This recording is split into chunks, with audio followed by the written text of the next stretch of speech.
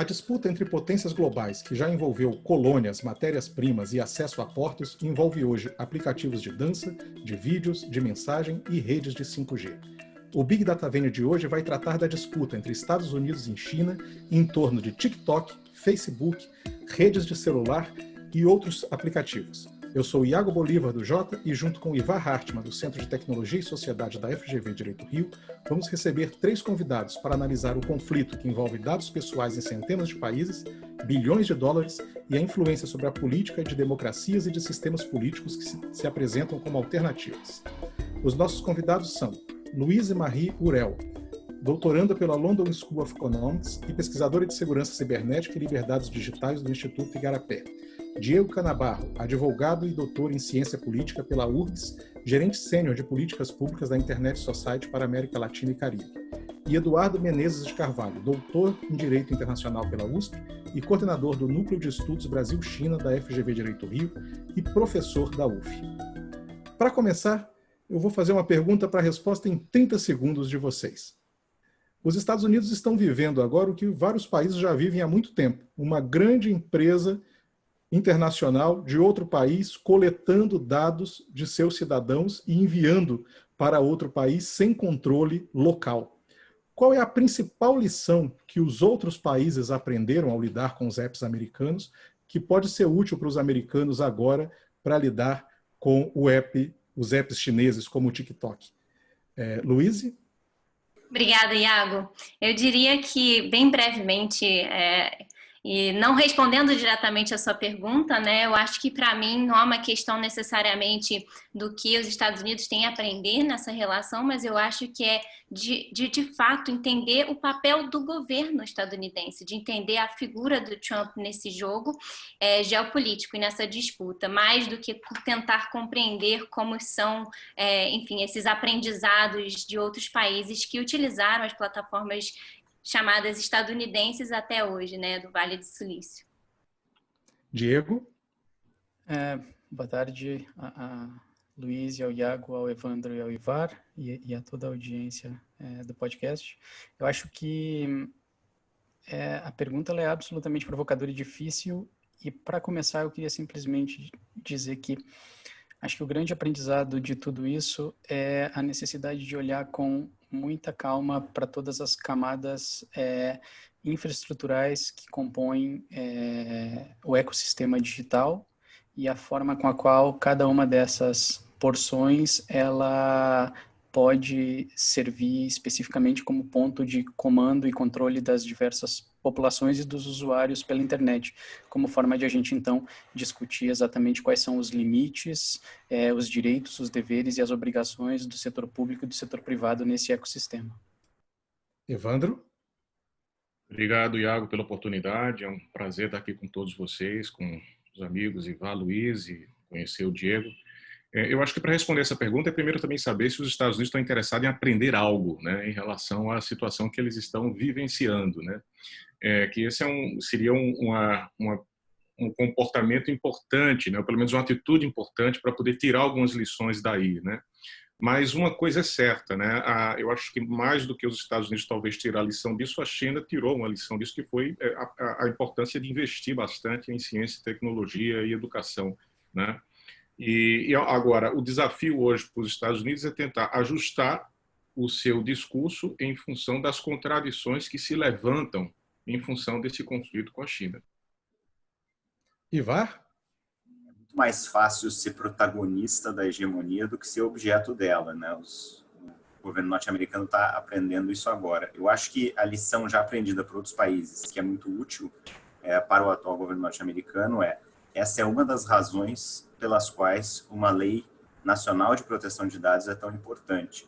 Se os americanos se preocupam com a maneira como a qual os seus dados pessoais podem ser utilizados por empresas chinesas ou de qualquer outro país, então isso é apenas mais uma razão para acelerar o processo de criação de uma legislação de proteção de dados pessoais. Você, Ivar, e o Evandro levantaram essa questão mais geopolítica, não é? A posição de poder dos Estados Unidos e da China nessa disputa. Eu queria perguntar para o Evandro, então, uma questão de poder. vários apps e sites americanos são banidos na China. Geopoliticamente, estrategicamente, dar liberdade total aos apps chineses nos Estados Unidos é a melhor estratégia? Essa é uma boa pergunta, né? Porque a questão do... Primeiro, acho que é importante salientar o seguinte, né? A proteção da internet na China não é só uma questão política, ela também foi uma questão de mercado. Então, pelo fato da China ter protegido a sua internet, ela conseguiu produzir dentro dela os gigantes da tecnologia que ela tem hoje, que começam a competir internacionalmente. E essa postura é uma postura que a gente sempre viu também nos países envolvidos em relação à própria indústria, né? Quer dizer, inicialmente uma atitude de protecionismo, né, para depois você ganhar uma estrutura para competir no mercado internacional. Então, se isso ocorreu em tudo quanto é indústria, aconteceu também na indústria da internet, e a China fez isso também dentro de uma preocupação de mercado. Depois, tem a questão política interna, né? Agora, claro, fica esse desafio, essa contradição, né? Porque dentro dela há alguns aplicativos que são proibidos, né? E fora dela, os aplicativos dela funcionam normalmente, né? E aí gera algumas situações, até do ponto de vista de mercado, eu queria salientar isso, complicada. Por exemplo, as empresas chinesas podem usar o Facebook para poder vender seus produtos, por exemplo, ou usar qualquer rede social ocidental para vender seus produtos. Como é que as empresas do resto do mundo podem usar o WeChat para vender seus produtos na China? Isso é uma dificuldade do ponto de vista de mercado importantíssima. Eu acho até que isso tem muito mais apelo do ponto de vista de pressão do que uma discussão sobre questões políticas, né?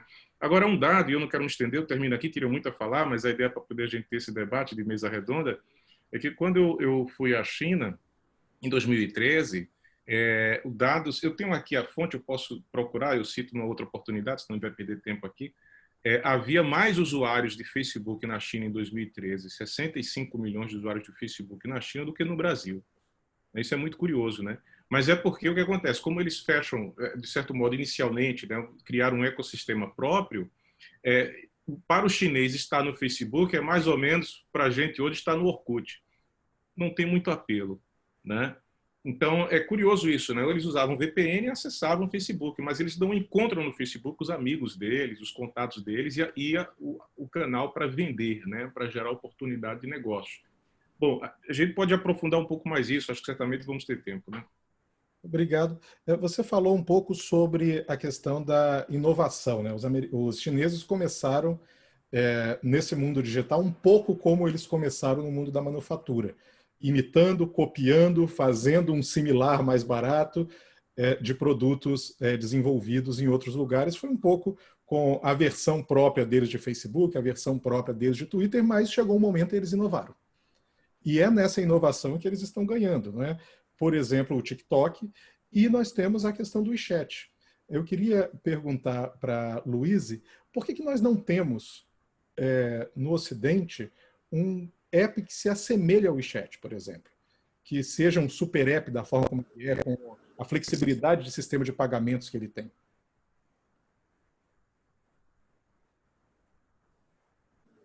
Essa é uma questão super importante, né? Porque eu acho que toca assim no ecossistema mais geral de apps, né? E no ecossistema mais específico de apps de pagamentos, né? E eu acho que o Evandro falou algo que é super importante, que dentro da China, né, você tem um ecossistema informacional que é muito doméstico, né? Que você tem, enfim, o WeChat como uma plataforma que centraliza diversos serviços, né?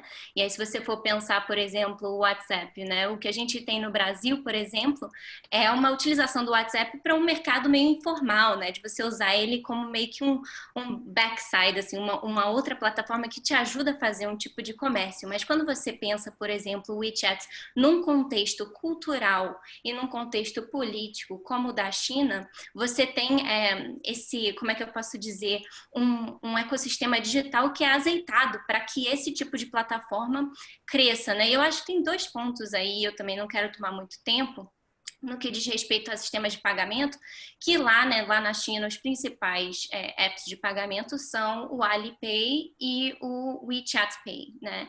E só comparativamente, para trazer um dado que eu acho super interessante, né, que eu acabei cruzando, é que Nos Estados Unidos, se você pensar no Apple Pay, que seria o equivalente aqui no Ocidente, né, 9% dos americanos usam Apple Pay, né, assim, isso daí é uma estatística recente. E na China, né, se você pensar, o Alipay, ele é usado por 81% da população. Então, proporcionalmente, você vê que existe uma grande disparidade em termos de adesão, apesar da gente já ter algum tipo de adesão, enfim, no que a gente pode dizer o Ocidente, né, que eu não gosto dessas distinções, mas de sistema de pagamento contact.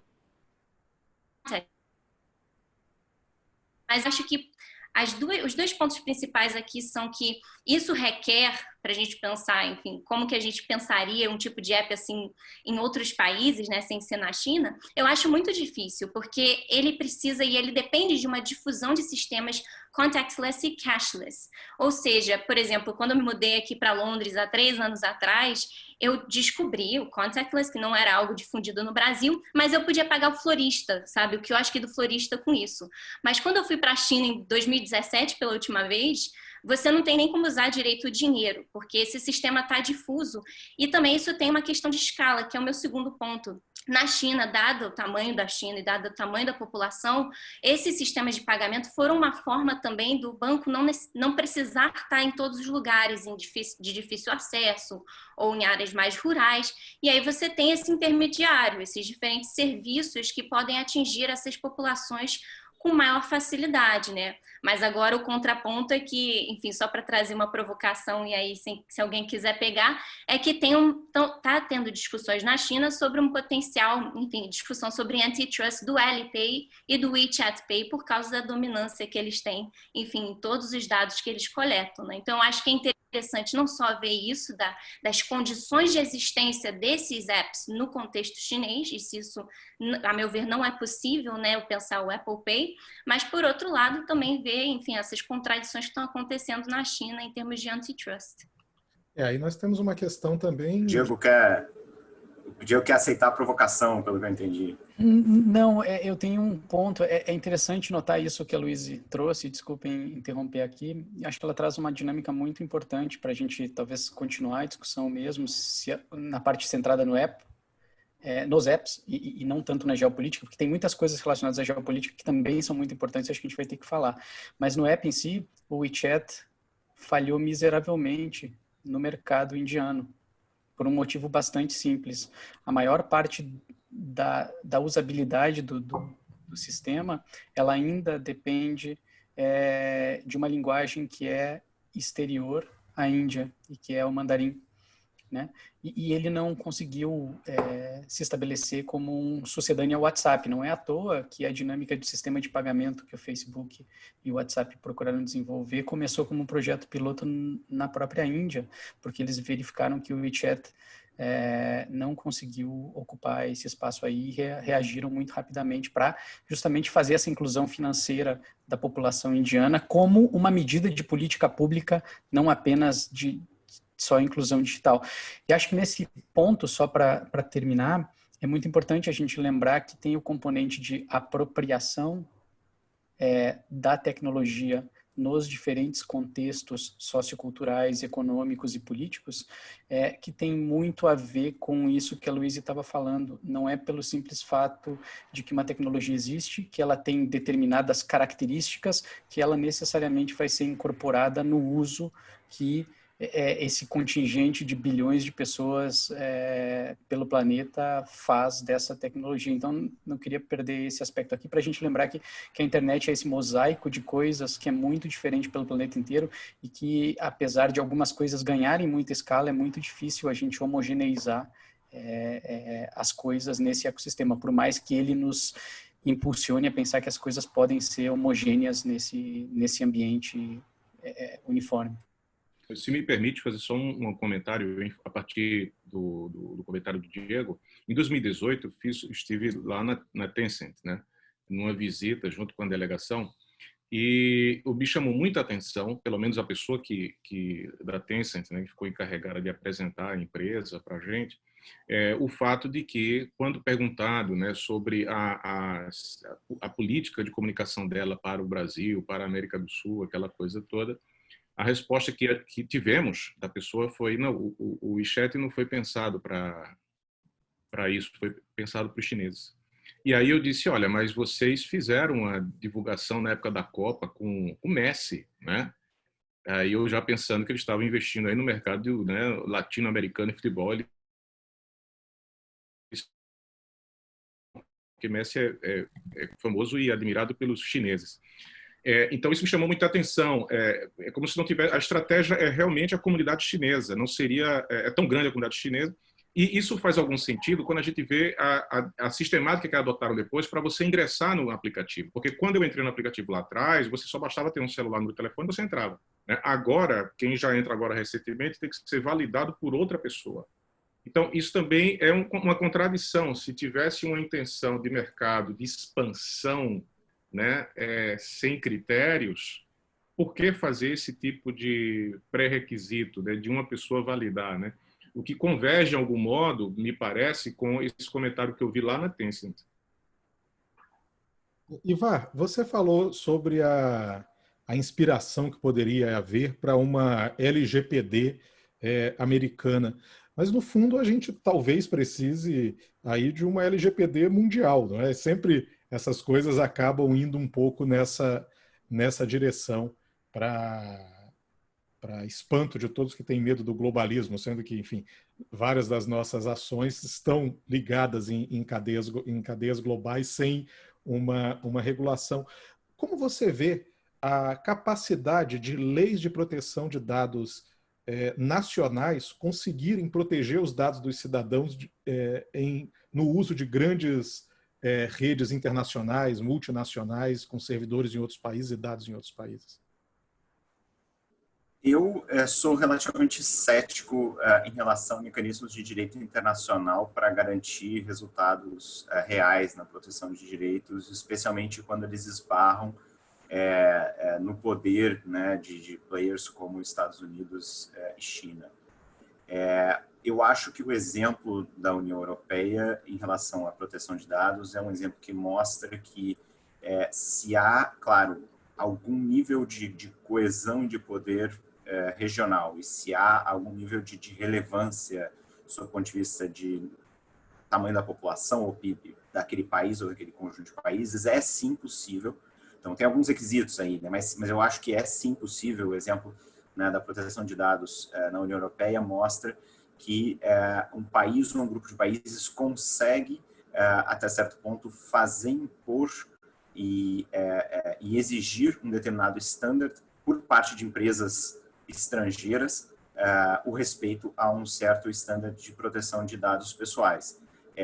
Em alguns casos, o que acontece é que essa empresa estrangeira é dissuadida a adaptar as suas funções, as suas funcionalidades, as suas políticas sobre o uso de dados, que eu acho que é o que acontece na maioria dos casos, que é o que todo mundo deseja, né? Que a empresa continue operando naquele mercado que está tentando se proteger seus usuários, e ela apenas faça as adaptações necessárias. Existem também os casos excepcionais, que eu acho que é o que ninguém deseja, que a empresa entende que essa adaptação seria tão fora do seu modelo de negócios que ela sente que não tem mais como operar naquele mercado. Mas eu acho que são exceção. Então, realmente, no caso da proteção de dados na Europeia, minha impressão é que tem funcionado bem. E eu acho que é um exemplo que até agora mostrou uma eficiência muito maior na proteção de dados pessoais dos europeus do que qualquer mecanismo de direito internacional poderia ter alcançado.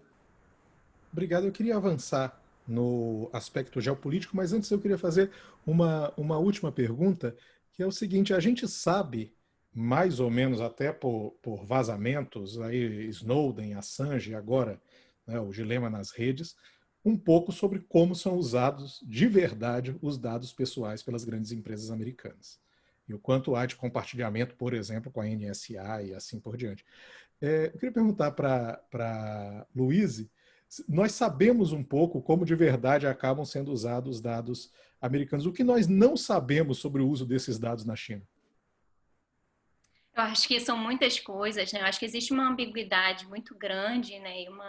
Enfim, esse é um grande ponto de crítica, tanto de ativistas quanto, enfim, de acadêmicos e, enfim, até de políticos, né? Em relação à falta de transparência sobre como os dados são utilizados e como eles são armazenados na China. Existe uma desconfiança muito grande. Acho que é muito difícil, principalmente nesse ponto, desassociar a relação entre a disputa geopolítica, né, com a forma com a qual esses dados são tratados pelo governo chinês e pelas empresas chinesas, né? Existe aí, enfim, de fato,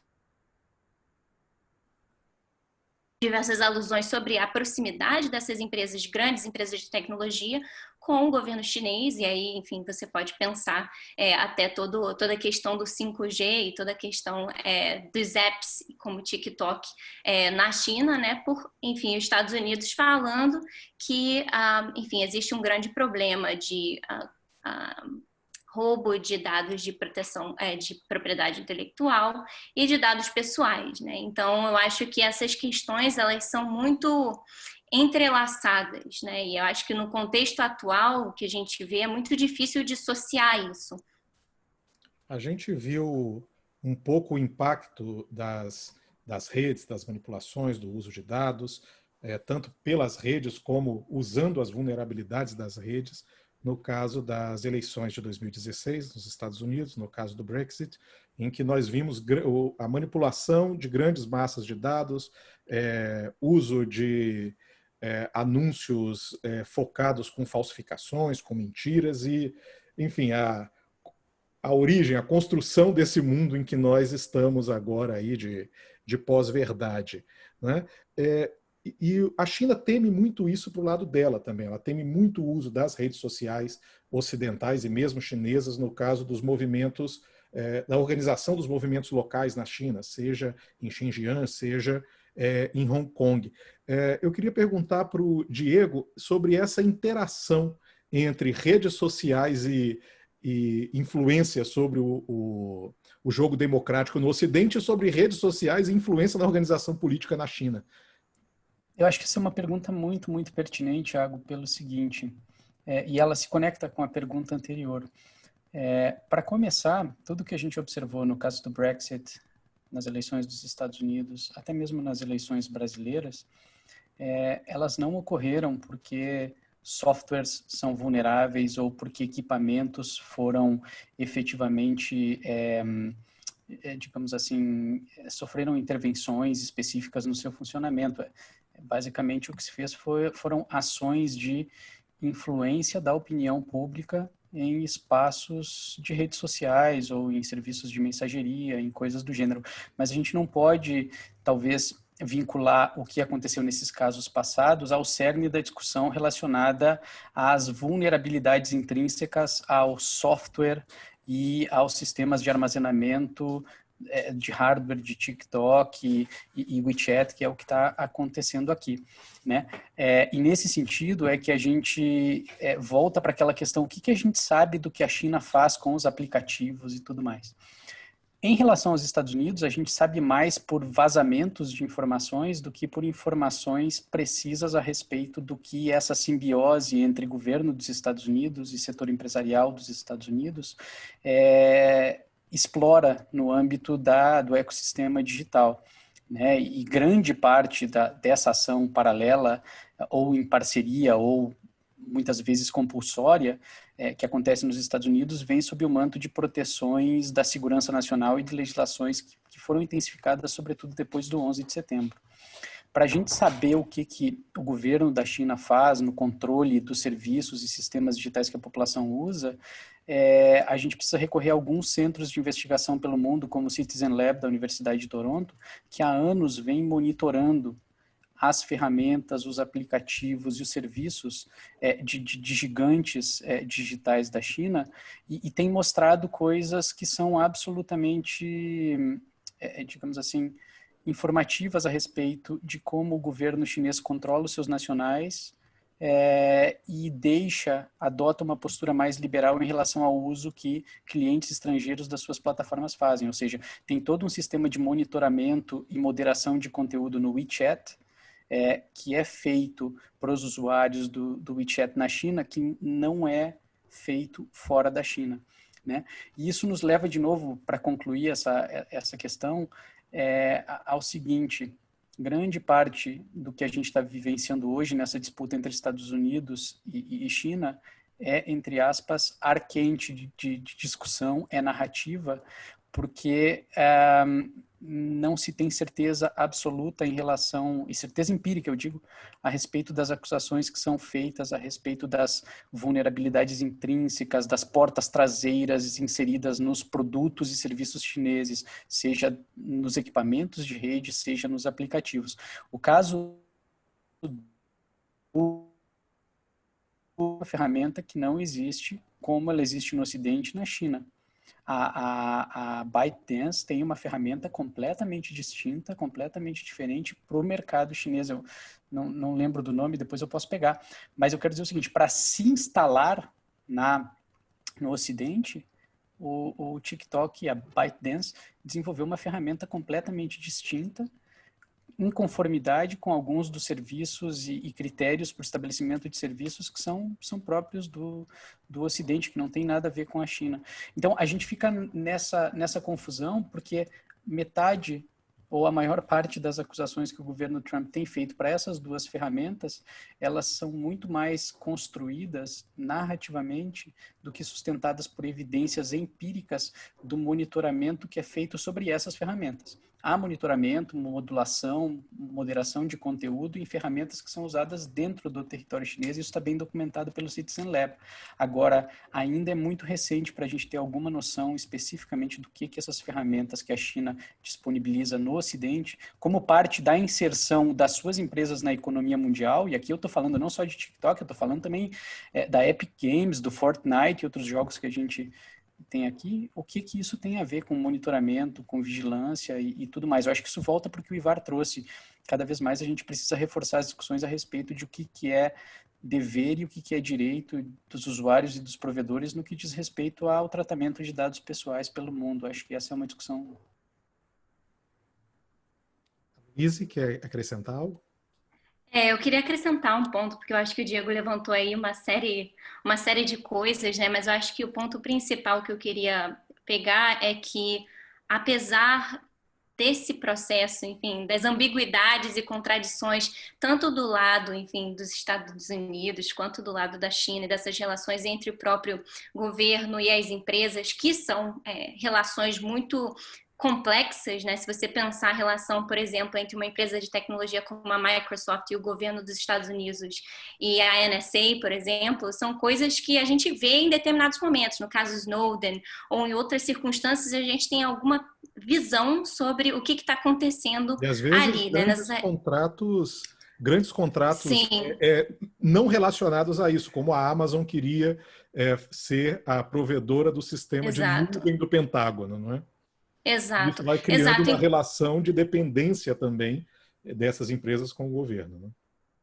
E eu acho que, assim, no ponto do Diego, né, eu acho que é aquela coisa, ok, a gente tem um discurso que, enfim, pode ser ar quente, mas que, de qualquer forma, esse discurso, ele amplifica ou dá a oportunidade para determinadas ações efetivas, né, se concretizarem. Aí, pensando, por exemplo, em agosto, o secretário de Estado, Mike Pompeo, ele chegou e falou que eles estavam lançando uma iniciativa chamada Clean Network, e que o objetivo dessa iniciativa do governo era de justamente, a partir dessa ameaça de backdoors e de roubo de propriedade intelectual, que você pode agora legitimar esse tipo de ação e você tirar, enfim, determinados apps ou começar a ter um plano estratégico a nível de governo para retirar ou para sustentar o processo de retirada disso.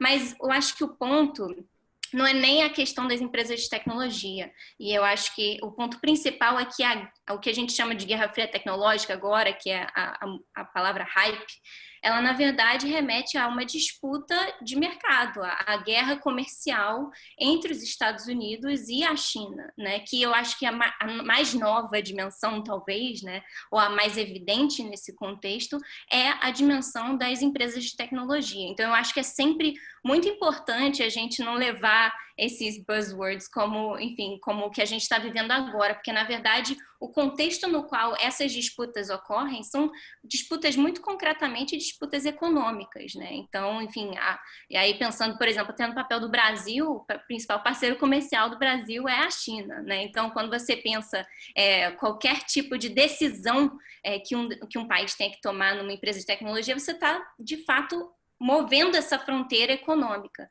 Então, eu acho que eu só queria acrescentar nesse aspecto, né? Queria reagir, desculpa, Iago, só para reagir, tentar dar a minha razão, que é essencialmente de concordância em relação primeiro, desmistificar algumas coisas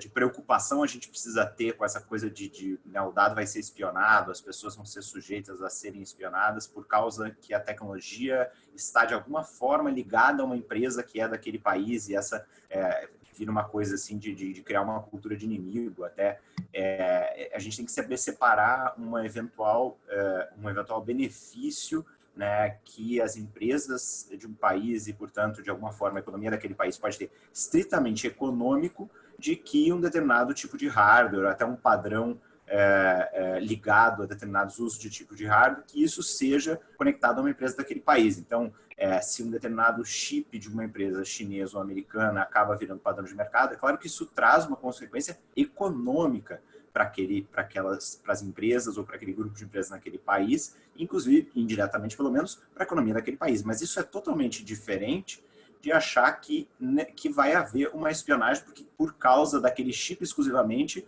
Então, o governo daquele país da origem da empresa tem acesso, de alguma forma, a dados de todas as pessoas cujos dispositivos usam esse chip. Em relação a 5G, é a mesma coisa. Tem que desmistificar um pouco, porque a gente está falando de um padrão.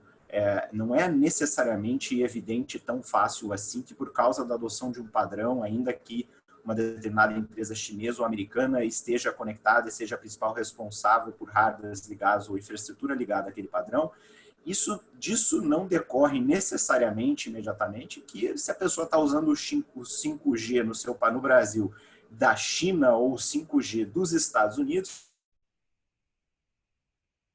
ela faz o seu celular. Não é uma coisa, essa relação não é direta, assim, então tem muito de mito aí.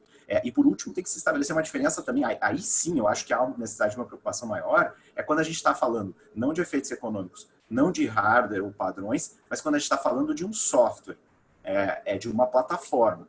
Aí sim eu acho que há uma viabilidade maior e o exemplo americano até hoje nos mostrou isso muito bem. Se a gente está falando de um software, de um aplicativo, de uma plataforma, aí sim, a gente acho que hoje deve até presumir que há essa vulnerabilidade. Se eu estou usando uma plataforma, um aplicativo, um software online de uma empresa norte-americana, eu posso quase presumir que os meus dados estão vulneráveis para o governo norte-americano, e não há por que não presumir mesmo em relação à China ou a qualquer outro país. Mas isso é muito diferente do potencial efeito econômico positivo, isso também é muito diferente de quando a gente está falando de hardware. Vocês já fizeram a transição aqui de a gente discutir os aplicativos, os softwares, né, para essa questão mais de hardware, que envolve tanto as redes 5G quanto envolve os próprios celulares, né, chineses, que estão tomando aí o mercado e com reações fortes americanas. Para fazer uma transição dentro disso, eu queria fazer uma pergunta geral para o Evandro sobre o aspecto geopolítico dessa disputa. Porque a geopolítica vai envolver os aspectos de capitalismo de Estado e de ação dos Estados para defender os seus mercados, mas também vai envolver política. Também vai envolver a situação política de cada país, de como a China conseguiu se estabelecer como um capitalismo de Estado e tirar quase 1 bilhão de pessoas da pobreza, e está se colocando como uma alternativa para desenvolvimento fora daquele consenso democrático que parecia que era o consenso democrático do fim da história. Evandro, como você enxerga essa ofensiva chinesa para além daquele papel de manufatura do mundo, de ter empresas na vanguarda, ter empresas sendo a base da infraestrutura de comunicação digital no Ocidente, de ser a base para a expressão dos jovens por música, nesse contexto de isso está acontecendo vindo de um país que não é democrático para as democracias ocidentais. Isso é só discurso? Isso é só um discurso de defesa que as democracias ocidentais ou os países ocidentais podem fazer? Ou há um risco aí também?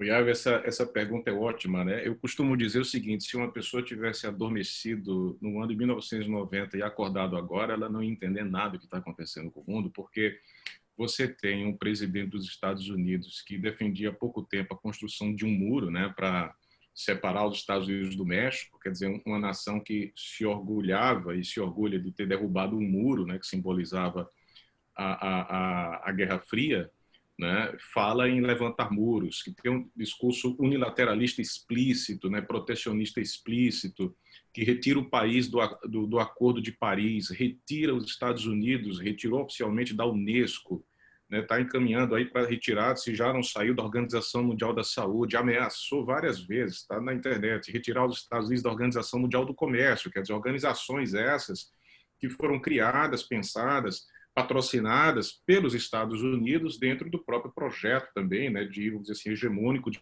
poder no sistema internacional. Então é como se os Estados Unidos estivessem em retirada. O Donald Trump saiu de reuniões, né, de maneira intempestiva, reuniões do G7, reuniões da OTAN. Então são atitudes incompreensíveis. E no discurso que tivemos agora da Assembleia Geral da ONU, por exemplo, o presidente dos Estados Unidos se dedicou a atacar a China, enquanto a China, do ponto de vista discursivo diplomático, defende o multilateralismo, né? A reforma das organizações, né? de defender a ONU, a Organização Mundial da Saúde.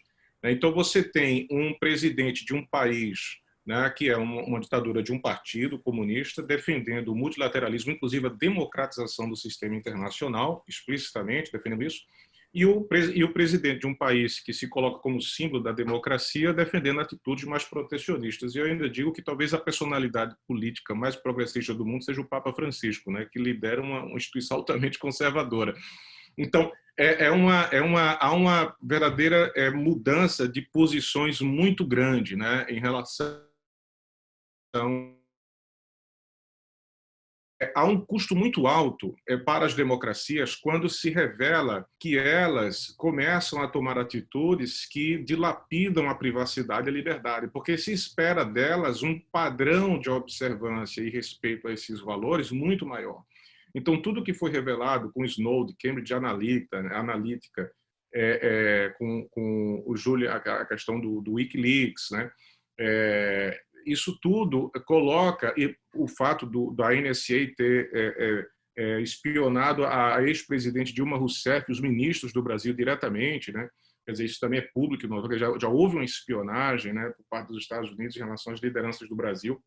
Isso acaba, de certo modo, criando uma situação extremamente constrangedora para as democracias. Já geralmente a gente não cobra esse tipo de respeito em países que não são democráticos no estilo ou do padrão, né, que consideramos ocidental. O que acontece hoje é que países como a China usam a tecnologia, de certo modo, né, em seu favor do ponto de vista da sustentação de governança, né, mas de um modo muito mais sutil. Então, se você perguntar a qualquer estrangeiro, né, que vai à China, ele vai ter uma sensação de liberdade muito maior, às vezes, do ponto de vista de vida e segurança, do que em qualquer país, talvez até nos Estados Unidos, né? Porque o processo de, vamos dizer assim, de controle, ele não se dá na presença de um guia que está ali do teu lado. Talvez, se você for para a Coreia do Norte, você vai ter sempre alguém ali te acompanhando, né? Com a tecnologia de hoje, não precisa, né? Então, para o cidadão comum, há sim uma tendência dessas democracias cada vez mais desnudadas se igualarem a esses regimes de alta tecnologia que não são as democracias como o Ocidente, do ponto de vista da vida do cidadão comum. Ele não vai ver diferença nenhuma. Agora, é preciso a gente separar um pouco isso, né? Quando fala assim que, de certo modo, a China controla os cidadãos, a gente precisa tomar um pouco de cuidado com esse discurso, né? 1 bilhão e 400 milhões de pessoas. Para você ter uma ideia, 20% do turismo mundial é chinês, né? Quer dizer, a China ela estimula os chineses a saírem, né? Nos Estados Unidos, há mais de 300 mil estudantes chineses. É um número maior, um pouco, é um número equivalente ao número de chineses no Brasil, né? E é o quarto país mais visitado do mundo. Eu já falei que era o país que tinha mais gente, mais usuários do Facebook comparado ao Brasil. Se fosse um regime extremamente preocupado em manter os seus cidadãos numa bolha, não teria esse grau de abertura da quantidade, quem já foi lá, de estrangeiros que estão estudando na China, né? Então, essa quantidade de chineses que vão para fora, que voltam, que vê o mundo, que vê tudo isso. E aí é o ponto final. Quais são os valores que interessam a cada povo? Então, talvez hoje, a liberdade que interessa ao chinês hoje é a de ir e vir, né? Porque você tem um sistema lá, por exemplo, de hukou, né, que faz com que as pessoas tenham que ficar em determinadas províncias. Isso aí é um outro assunto aqui que esticaria a nossa conversa, né? Então, a possibilidade deles viajarem, de poder se mudar, isso é a liberdade que interessa ao chinês hoje, né? Então, acho que essa preocupação, né, com o tipo do regime político na China, é uma preocupação que deve ser eminentemente dos chineses, né? Mas que, e ao mesmo tempo, eu acho que essa disputa de mercado da tecnologia... Mas tem uma influência sobre o sistema político aqui, né? Sim, não, pode vir a ter, né? No sentido, assim, vamos supor, de uso de tecnologia, isso não está claro, né? Provavelmente todas essas nações que têm grandes tecnologias fazem uso disso largamente. Aí eu acho que eu concordo com o Ivar, tem que se proteger, cada um cuide da sua tecnologia para se defender disso. Mas o meu ponto é o seguinte, apontar a atual discussão hoje, que coloca a China como uma ameaça na questão do 5G, eu vejo como um diversionismo político, onde as democracias elas estão se implodindo por dentro, né? Então, a gente isso acaba favorecendo o discurso de pessoas que têm desejos de controle dentro das democracias, sob pretexto de acusar a China, né? Aí acho que isso aí é uma pegadinha preocupante, né? Dentro dessa discussão geopolítica. No fundo, ela está escondendo os problemas que as democracias estão vivendo, né? E esse tem sido exatamente o discurso do Trump, né, Diego? Sim, exatamente. Mas, assim, também eu acho que o discurso do Trump precisa ser colocado em um contexto mais amplo, ele não é pontual, ele não é de agora, né? A rivalidade Estados Unidos e China, ela é permanente, mas ela oscila e ela cresce e diminui ao longo do tempo. Nos últimos 3 ou 4 anos, parece que tem uma espécie de consenso entre democratas e republicanos de que os Estados Unidos precisa recuperar o espaço perdido na economia política global em relação à China e, digamos assim, a fronteira tecnológica é a fronteira dessa disputa, para usar a expressão do Ivar lá no início da conversa, pela hegemonia, né, no sistema capitalista global. A Luíse mencionou o Clean Network Program, né, que foi anunciado em agosto. Ele tem raízes já em 2018, 2019, quando toda a dinâmica do 5G começou. E apesar de ele vir com essas narrativas vazias, né, o 5G introduz uma série de desafios técnicos e tecnológicos, mas que não são privilégios só dos Estados Unidos e do mundo livre, né, entre aspas, como a gente vê nos seriados dos Estados Unidos. Porque o 5G tem 4 características estruturais que são desafiadoras pensando pela lógica da segurança cibernética de forma transversal a todo mundo que eventualmente vai evolucionar suas redes de 4G para 5G. Primeiro, por operar em frequências do espectro eletromagnético muito mais altas, a rede de 5G ela é o que a gente chama de uma rede intensiva em equipamentos. Ou seja, ela precisa de muito mais equipamentos, são equipamentos que têm menor alcance de transmissão e na prática eles têm mais capacidade de velocidade, mas a rede ela é populada por um número muito maior de equipamentos do que a rede de 4G. Então, nesse contexto, ela é uma rede que tem mais pontos de entrada em termos físicos, né? O segundo ponto nevrálgico dessa rede é que a diferença entre hardware e software, que é muito clara nas gerações anteriores, ela começa a se apagar. Porque para gerenciar enormes quantidades de fluxo de dados, a rede de 5G, ela confia demais em software e cada vez mais em inteligência artificial, né? Então, aí tu aumenta também, digamos assim, a superfície de ataque disponível no sistema e os pontos de potenciais vulnerabilidades. Sobretudo quando a gente leva em consideração tudo que a gente sabe sobre software, né? Ninguém consegue escrever um código, um conjunto de linhas de código que esteja completamente sujeito a não ter falhas, né?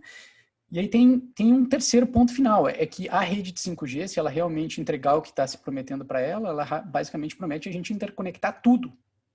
E quando a gente interconecta tudo, né, essa chamada internet das coisas, a internet da indústria, da transformação industrial 4.0 e tudo mais, ela torna esse sistema um bicho com o qual a gente ainda não lidou em termos de garantir a segurança, a estabilidade, o funcionamento, a proteção das pessoas, a proteção dos equipamentos, a proteção dos perímetros de rede. Então, isso é um problema que deveria ser preocupação transversal de todos os países na hora de pensar na transição tecnológica para o 5G. E os Estados Unidos têm feito isso por dois motivos. Primeiro, porque teoricamente a indústria de TI está mais desenvolvida no país do ponto de vista de quem vai usar a rede de infraestrutura. Em contraposição, a China investiu demais, e talvez o Evandro e a Luíse possam tratar mais disso, a China investiu em ser o backbone de telecomunicações do próximo milênio. E foram eles que mais investiram na infraestrutura da qual todos os outros países vão depender. Então, tem um jogo de gato e rato aí que é muito a verdadeira importante. Nova rota da seda, não é? Que é por aí que vai passar a riqueza, né? Exato. Então, eu quero dizer o seguinte, ao mesmo tempo em que os Estados Unidos têm essa preocupação legítima que todos os países deveriam estar tendo com um sistema tão mais complexo, eles também estão perseguindo estratégias para recuperar o tempo que eles perderam investindo nas camadas superiores, na camada de aplicação, na camada de produtos e serviços, na camada de conteúdos, enquanto que teoricamente, do outro lado, digamos assim, no outro polo da política internacional, tu tinha um Estado com uma capacidade de controle vertical do setor produtivo muito maior do que essa capacidade, essa capilaridade do setor produtivo dos Estados Unidos, em determinar qual é o rumo da inovação tecnológica e quais são os setores estratégicos em que a gente vai investir. Então, assim, o 5G traz tudo isso, né? Ele traz a complexidade técnica, ele traz o aumento das vulnerabilidades intrínsecas ao próprio também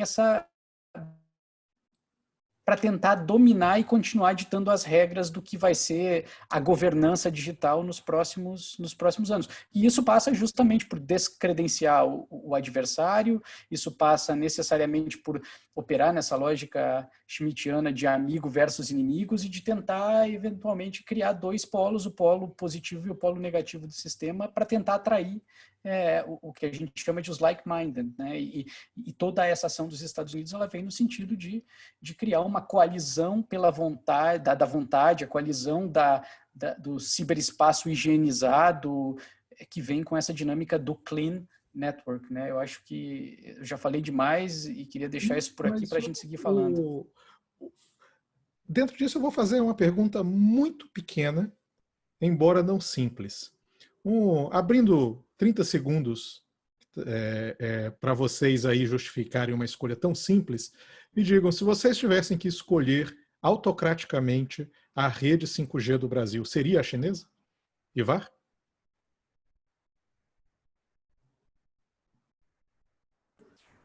É difícil fazer a escolha sem saber quais são as opções, né? Se é sim ou não para essa China, e se é sim ou não, o que significa que é sim ou não para o 5G. Então, entre 4G e 5G chinês, eu escolheria autocraticamente o 5G chinês.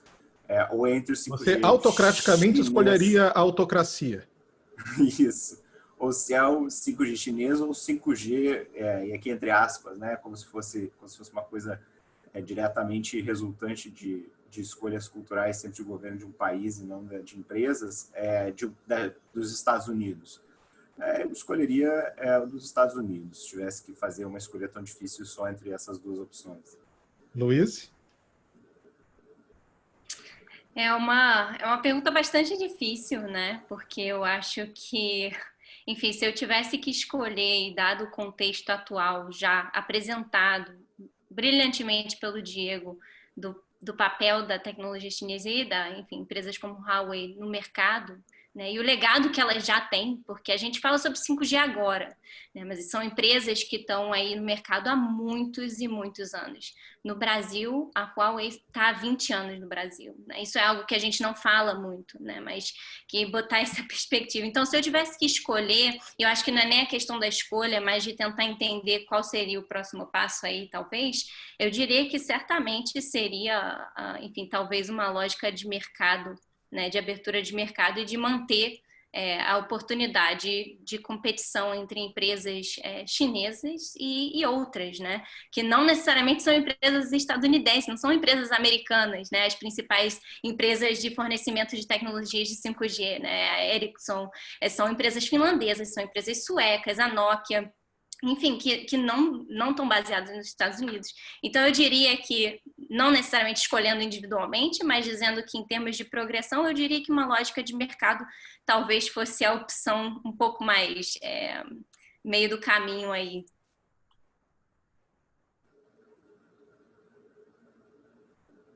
Evandro?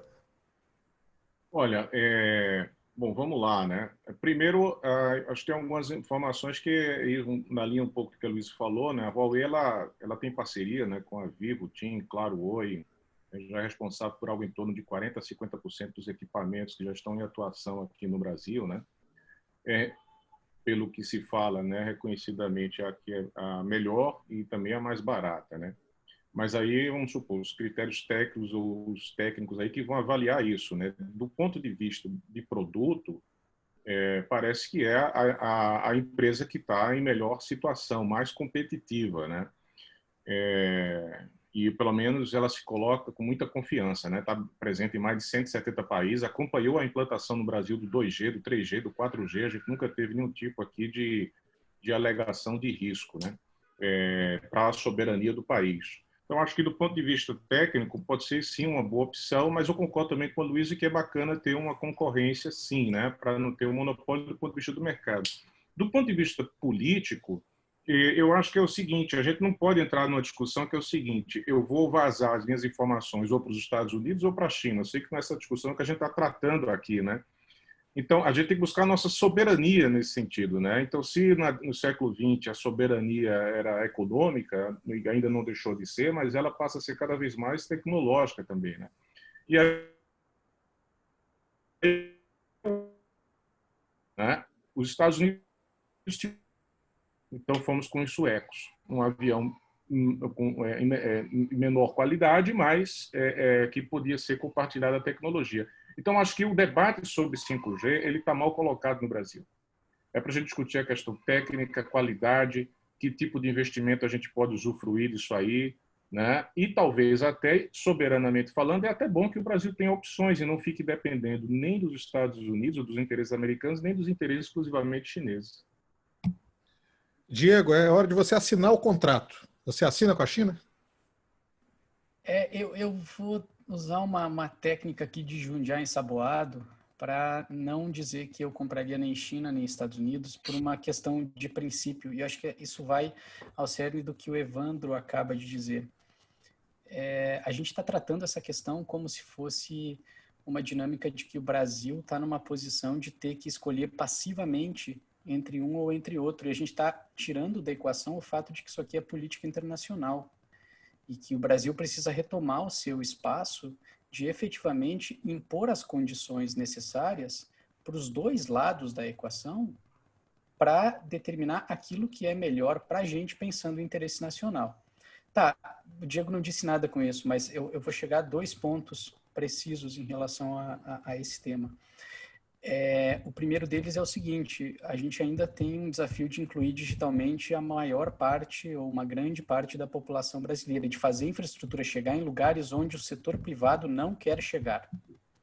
Eu tomaria uma decisão que fosse aquela decisão em que o Estado brasileiro se colocasse na capacidade de condicionar o contrato àquele modelo que nos auxiliasse a chegar e levar a infraestrutura para o 2G, que ainda continua sendo muito importante, para o 3G, né, e para o 4G, que vai substituir essas coisas todas, mas que não necessariamente vai ser totalmente substituído pelo 5G, a esses rincões do país. Eu acho que esse é um primeiro ponto, e a gente precisa começar a tratar disso não com uma ideia de a gente simplesmente pegar e ir no mercado escolher 5G chinês e americano, ou nem americano, porque americano não tem 5G, né? Nokia, Ericsson e outras coisas.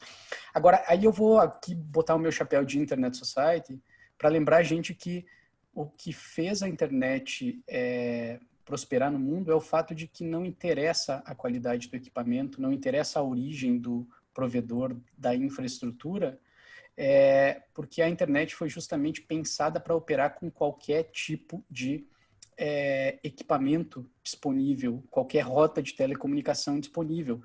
E significa que a inteligência está nas pontas. Então, o Brasil vai ser essa ponta. O Brasil é que precisa adotar os serviços e as aplicações e desenhar o que vai estar plugado nessa rede 5G de um jeito, acho que isso vai em linha com o que disse a Luiz e o Evandro, de um jeito que efetivamente consiga proteger os cidadãos brasileiros, defender o interesse nacional e proteger os ativos que a gente tem. Então, hoje, eu estou incomodado assim, com essa dinâmica de que vamos correr para a China, porque, bom, o vice-presidente do Brasil está fazendo com que a gente tenha uma postura pragmática em relação a isso, ou vamos manter esse alinhamento automático com os Estados Unidos. Eu acho que a gente só tem a perder se a gente acabar numa posição em que tem que assinar um contrato com um lado com o outro e não conseguir trazer os dois para a mesa e fazer os dois virarem o que eles efetivamente são, provedores de serviço para os quais a gente está efetivamente pagando e alocando os nossos recursos para atingir os nossos fins aí na economia e tudo mais. Uma pergunta bem pessoal. Vocês, como foi a experiência de vocês? Vocês já usaram o WeChat, se vocês já usaram o TikTok? Diego? Sim, eu uso tudo. Eu baixo tudo que aparece pela frente. Por incrível que pareça, eu uso o WeChat para falar com o meu orientador de doutorado, que ele também passou um tempo na China e é a única ferramenta que ele usa. E ele diz assim, entre escolher o autocrata, declaradamente autocrata, e o autocrata travestido de democrata, eu escolho o autocrata porque fala mais comigo. Enfim, talvez porque ele tenha sido autocrata e tudo mais. Um grande abraço para ele. Mas usei e acho que aqui tem aquela dinâmica de apropriação que eu falei lá no início.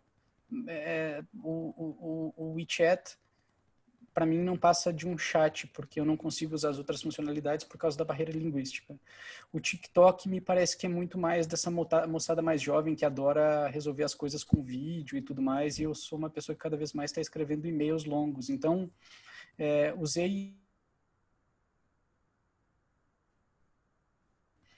em efetivamente saber qual é que vai ser o próximo grande killer app, né? Porque até agora não estou convencido nem de que o WeChat é a próxima grande coisa da internet, nem o TikTok é a próxima grande coisa da internet. E adoraria ouvir vocês se tem algum outro.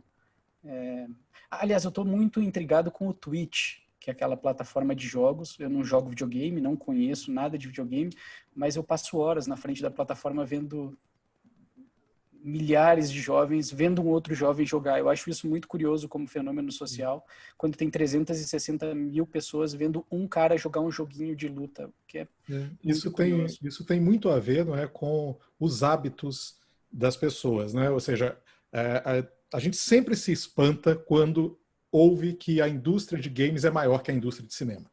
Mas todos nós paramos para ver a cerimônia do Oscar, nós sabemos quem é o vencedor do Oscar do ano, e a gente não tem muita noção de quem é o personagem do videogame do ano, qual é o principal jogo.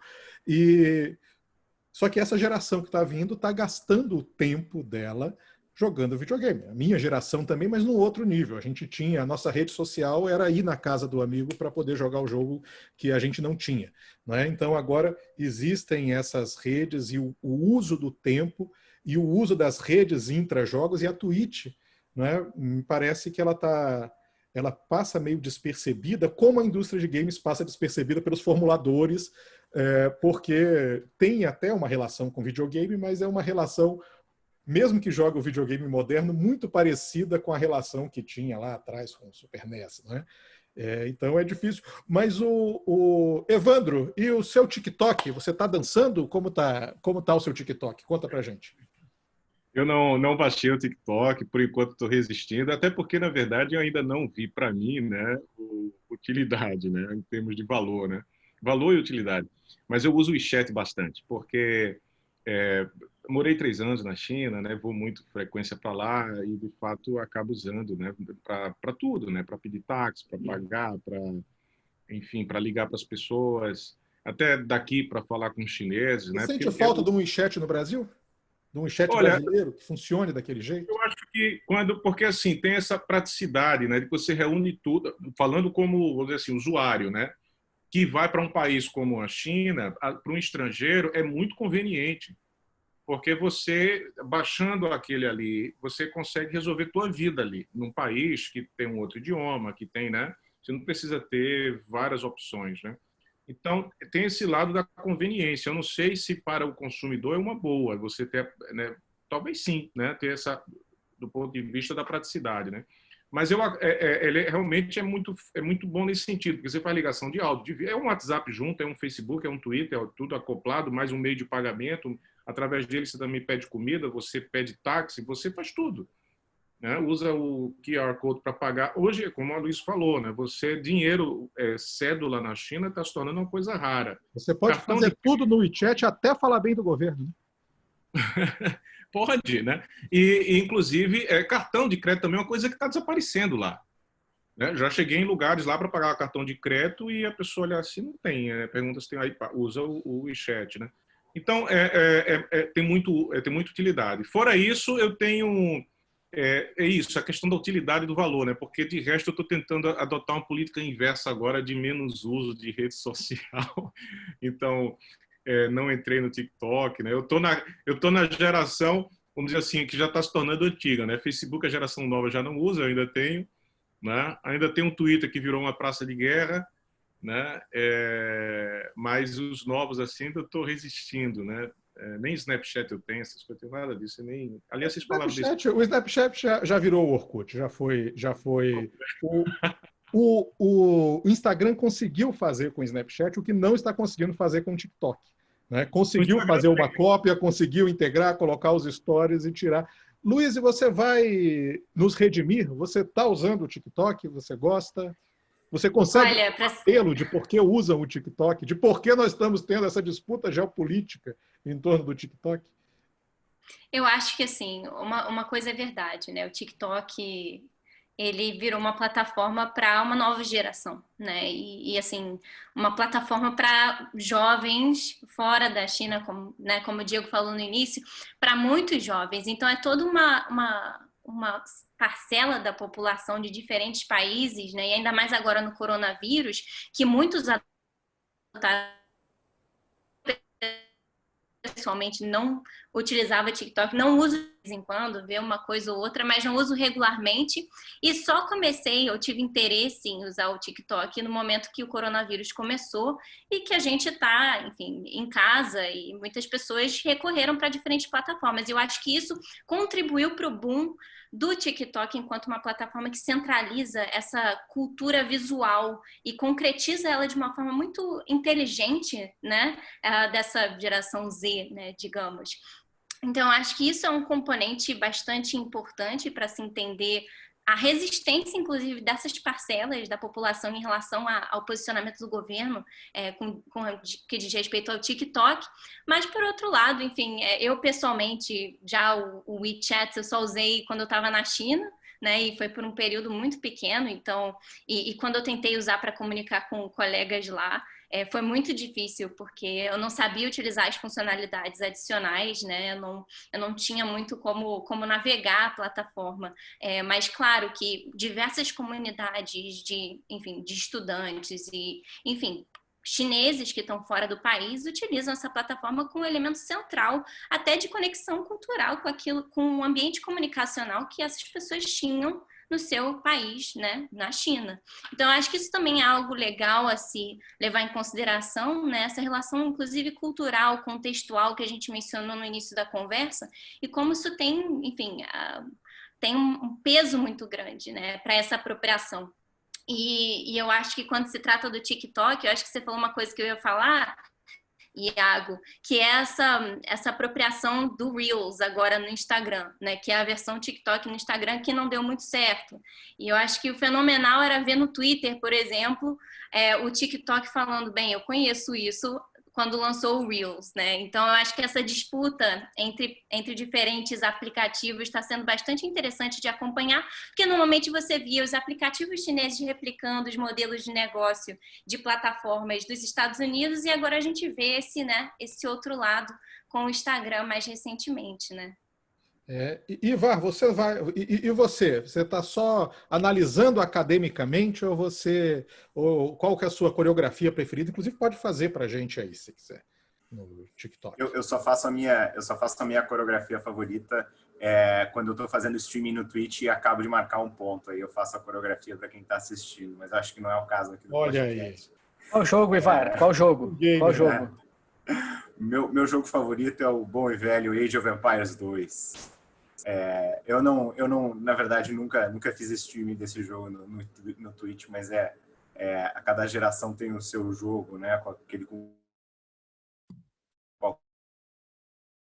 jogo favorito que traz boas memórias. Em relação ao WeChat, eu não tive ainda o prazer de conhecer a China e acho que, considerando a existência, né, de contatos que geralmente justificam e estimulam a pessoa a adotar uma determinada rede, especialmente quando é de mensageria privada, como tem se costumado chamar, eu não tenho um número suficiente, né, de pessoas, de amigos, de contatos profissionais que usem o WeChat ou que só usem o WeChat, e também, como nunca estive na China, não cheguei a experimentar e hoje não acho que nesse momento vá chegar a experimentar, de novo, a não ser que faça a viagem.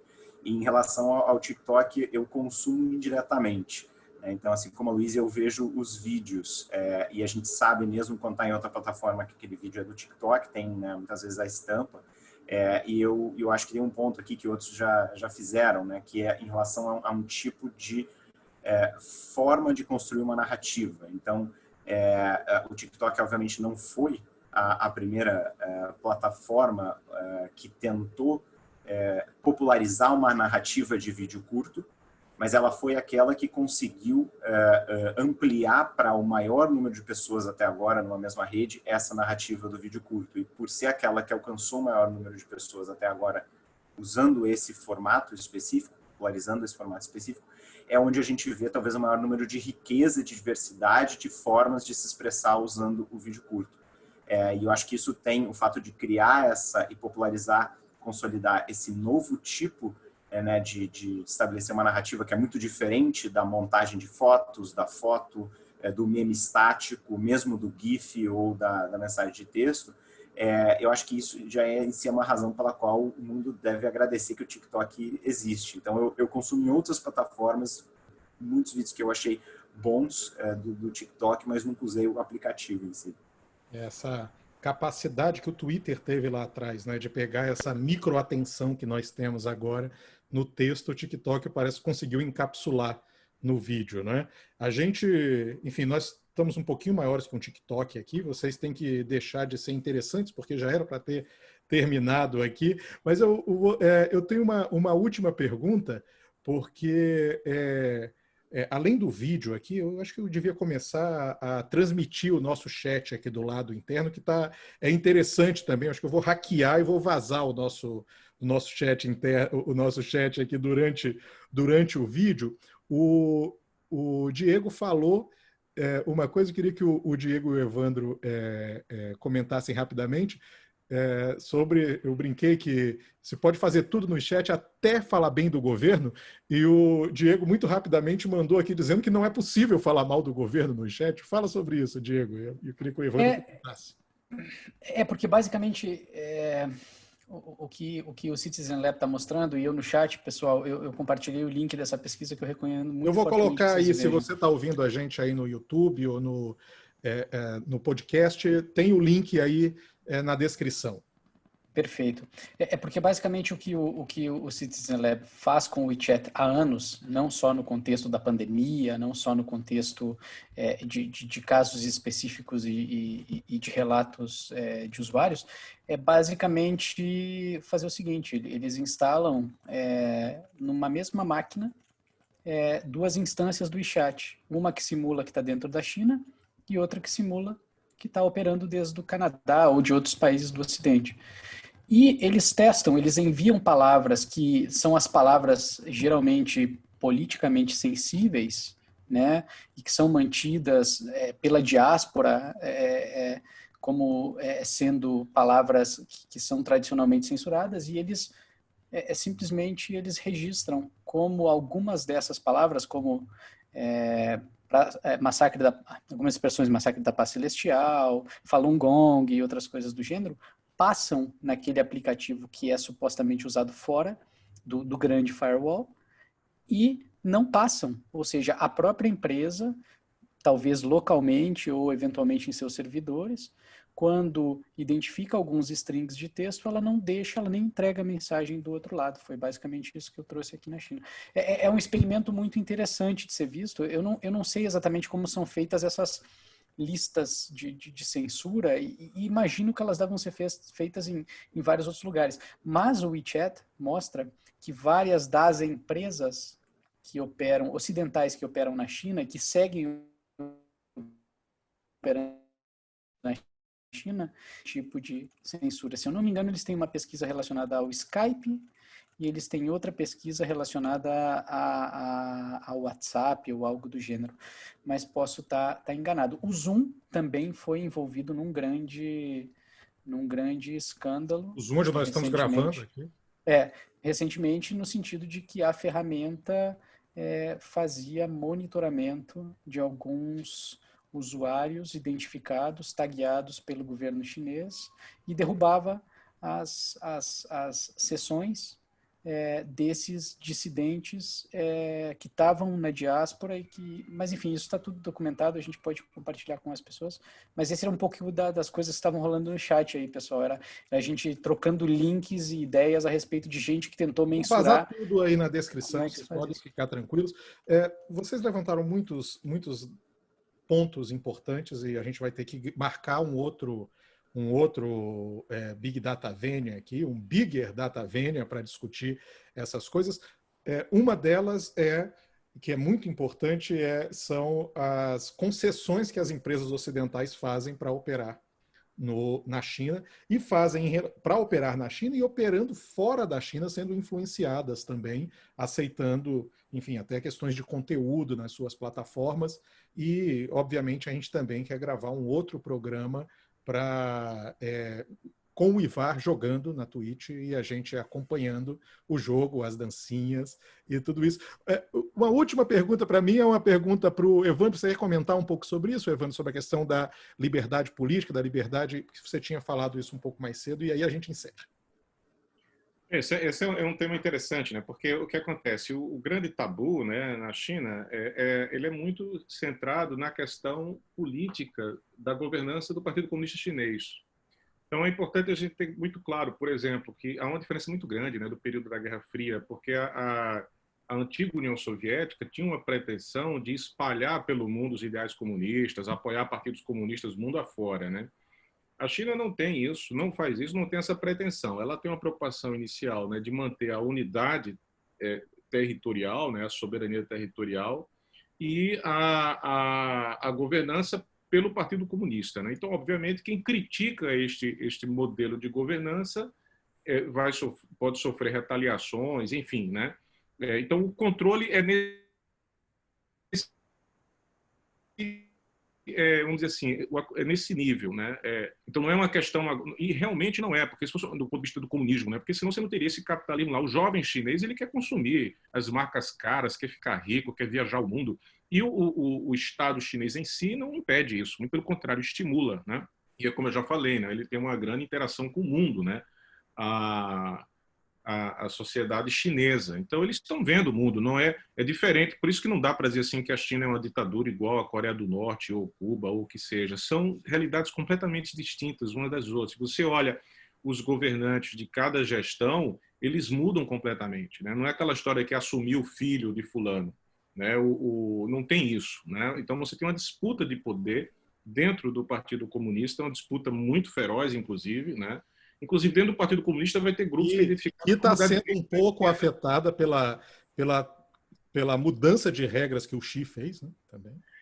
Mas, ao mesmo tempo, não significa que ele que está garantido que ele irá ficar, entendeu? Até o tempo que ele quiser, porque existem os confrontos ali dentro, né? Então, o que eu costumo dizer é o seguinte: você tem que olhar numa grande perspectiva, né? Um país que tem uma história de 3, 4 mil anos, onde havia uma centralização no poder na figura do imperador, depois você tem a substituição, vamos dizer assim, da figura do imperador, cuja sucessão era familiar, por uma instituição chamada partido, onde dentro dele, que tem 90 milhões de filiados, a disputa de poder ocorre ali, né? Então, há toda uma regulamentação para essa disputa de poder, né? Tem todas essas questões que daria aqui para a gente conversar um tempão. Agora, eu só queria, sobre a questão A gente vai fazer outro. Do Diego, que é o seguinte: se a gente coloca o Baidu, no Baidu, que é o Google chinês, né, a palavra Tiananmen Square, você não vai encontrar aquela figura icônica, né, do tanque, né? Você vai encontrar a foto do Mao na Tiananmen Square. Do Mao, do turismo, das pessoas e tal. Se você colocar no Google Tiananmen Square, você praticamente só vai ver a figura do tanque. Então, isso tem um outro lado da moeda também, né?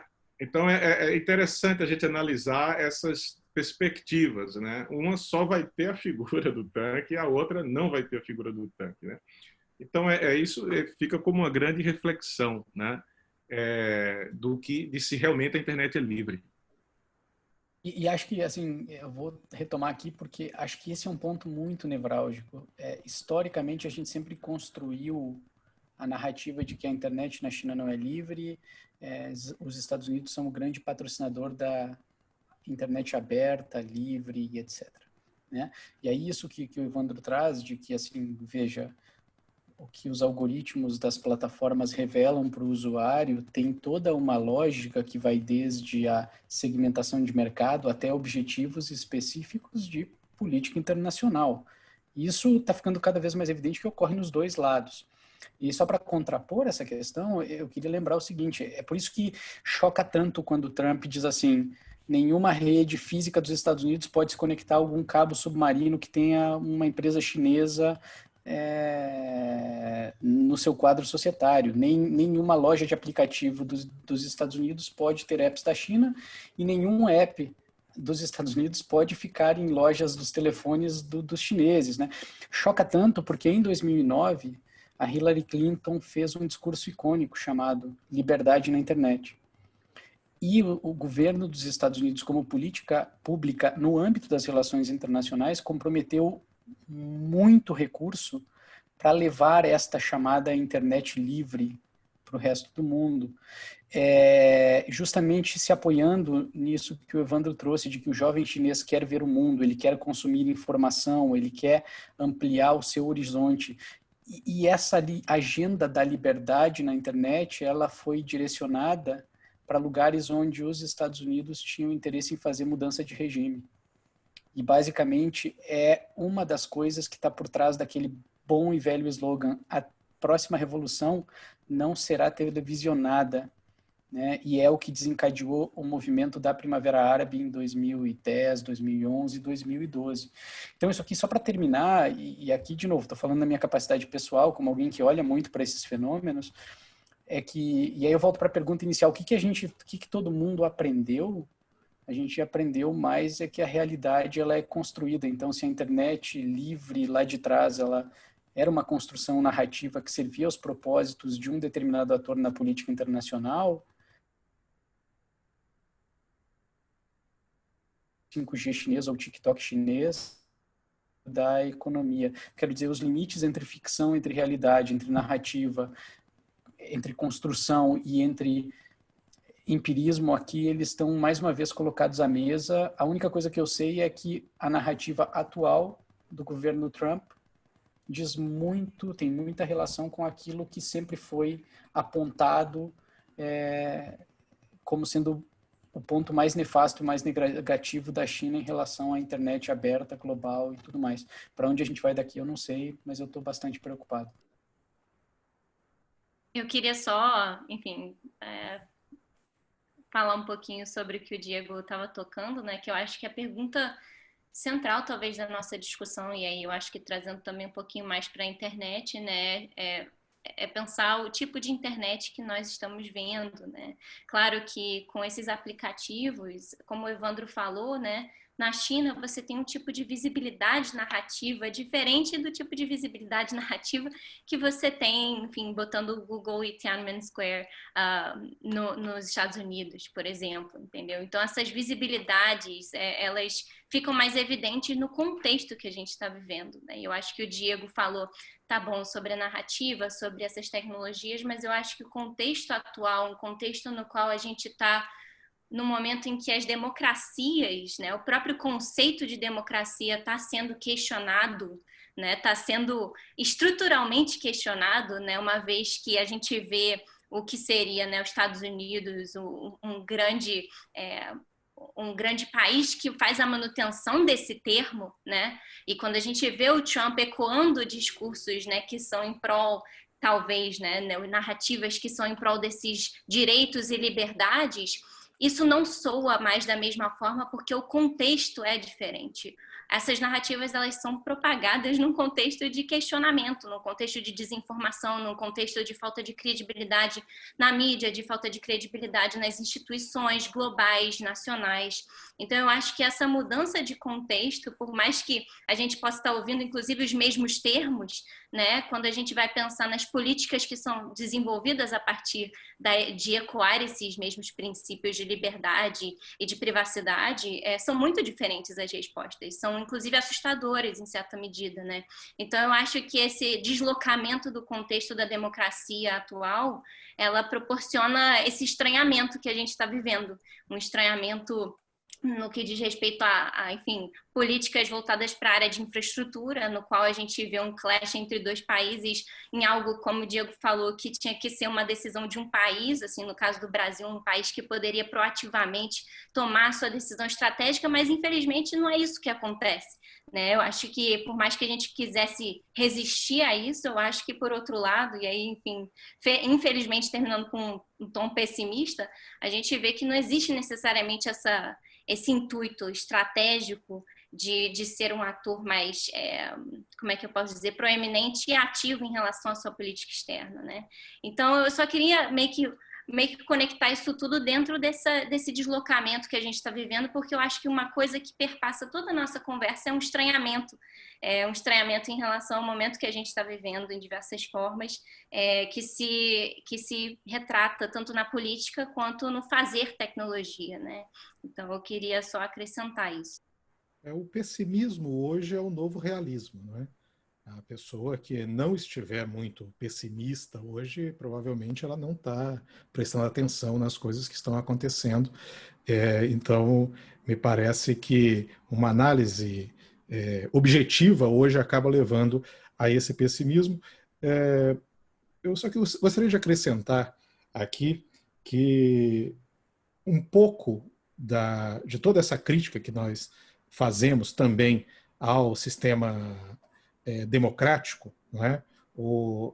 Ao sistema mais próximo do nosso sistema, das nossas referências, é da natureza do nosso sistema, né? Parte dessas críticas é da natureza do nosso sistema. Então, se a democracia traz em si a crítica da democracia.